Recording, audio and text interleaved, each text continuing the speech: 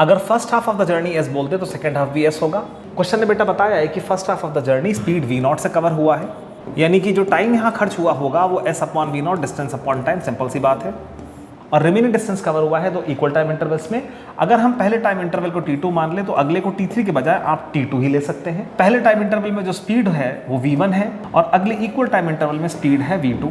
तो यहाँ अगर हम क्लास 6 का फॉर्मूला लिखें, distance is equal to speed into time, तो पहले वाली स्पीड इंटू पहला वाला टाइम प्लस दूसरे वाली स्पीड इंटू दूसरा वाला टाइम। तो s यहाँ से आ जाएगा v1 plus v2 bracket t2, t2 common आ जाएगा। तो ये हमारी दूसरी फाइंडिंग है इंपॉर्टेंट, और ये पहली फाइंडिंग थी। टोटल जर्नी की मीन वेलोसिटी पूछ रहा है, यानी कि एवरेज स्पीड पूछ रहा है, तो वो कितनी होगी?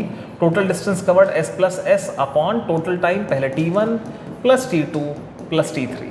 रेलेवेंट वैल्यूज हम यहाँ से हटा के तुरंत आंसर पा सकते हैं। न्यूमरेटर में हो जाएगा 2s, t1 की जगह आप लिखेंगे क्वेश्चन 1 से s अपॉन वी नॉट। ये बेसिकली बेटा t2 प्लस t2 लिखा है, यानी कि 2 इंटू t2, ये 2 इंटू t2 लिखूंगा मैं, और t2 की जगह मैं क्या लिख सकता हूँ? s upon v1 plus v2। s common होके कट ही जा रहा है। रिमेनिंग को सॉल्व करेंगे तो ये आएगा फर्दर प्रोसेसिंग पर 2v not bracket v1 plus v2 upon v1 plus v2 plus 2v not. ये आपका आंसर होगा। Question is solve.